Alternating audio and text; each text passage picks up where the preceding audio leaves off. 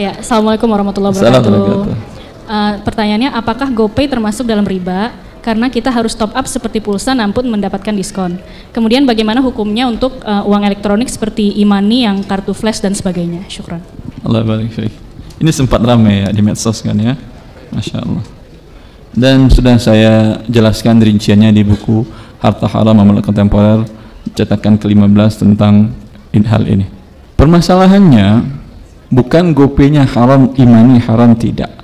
Tapi bila ada tindakan dari salah satu pihak yang melanggar syariat Allah, ketika itu ini menjadi haram transaksinya. Bukan ATM haram, kartu kredit haram, tidak. Tapi ketika ada persyaratan-persyaratan dalam kartu itu yang melanggar syariat Allah, maka dalam transaksi itu menjadi haram. Bila tidak mungkin dipisahkan sama sekali, pasti akan ada, berarti haram dia sama sekali. Mutlak haram. Paham ini? Kembali kita ke permasalahan GoPay. GoPay tadi kan Anda deposit uang, ya atau tidak? Deposit uang ini artinya apa? Akadnya apa? Meminjamkan, bukan beli jasa dia. Karena belum ada transaksi jasa, baru ngirimkan uang.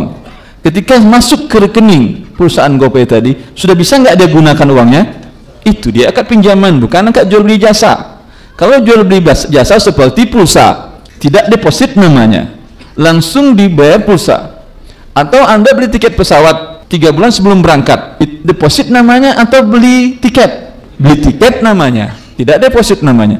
Bisakah Anda minta program deposit ke salah satu penerbangan, maskapai penerbangan di Indonesia, umpamanya maskapai yang terkenal Garuda, saya sering kerja ke antar pulau segala macam, atau ada bisnis segala macam, khawatir saya nanti pada waktunya rekening saya kosong, saya deposit di Anda umpamanya 10 juta.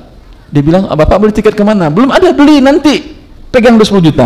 Besok saya beli tiket namanya ke A, kota A, berkurang uang saya. Besok saya beli kota B, berkurang uang saya. Bisa nggak di Garuda? Bisa atau tidak? Tidak bisa, karena tidak ada deposit dia. Kalau yang di GoPay bisa atau tidak? Dan itu memang diinginkan. Karena semakin banyak orang deposit, uang semakin banyak bisa diputar, dapat modal. Jangankan masalah permodalan, masuk saja uang ke rekening dia. Kalaulah di bank riba ataupun di bank syariah, ada nggak bagi hasil ada pertambahan? Ada atau tidak? Ada. Andai umpamanya ada 1 juta orang deposit 100.000, berapa miliar itu?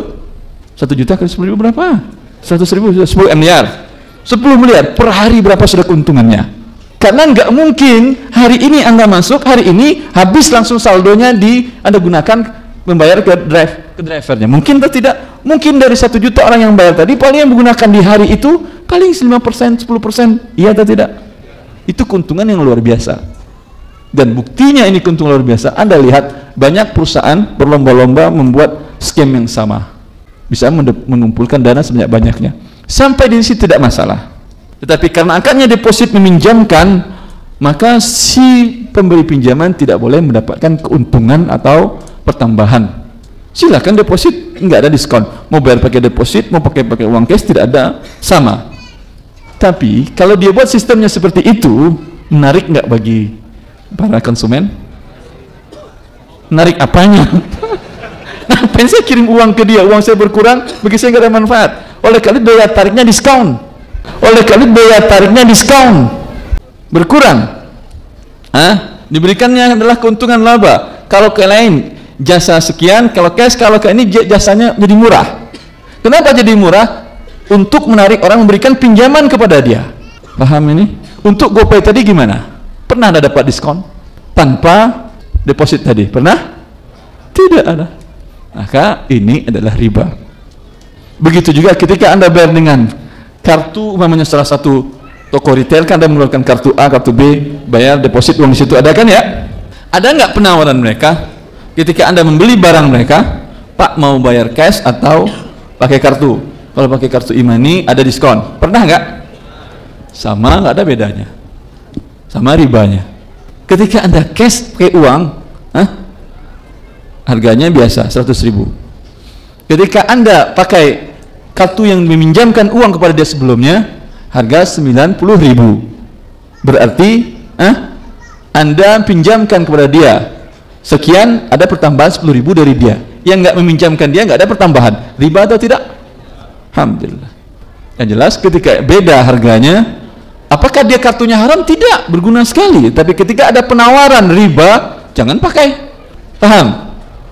Ketika penawaran dari toko retail tadi, Pak, kalau pakai cash sekian, kalau pakai kartu yang deposit tadi lebih murah.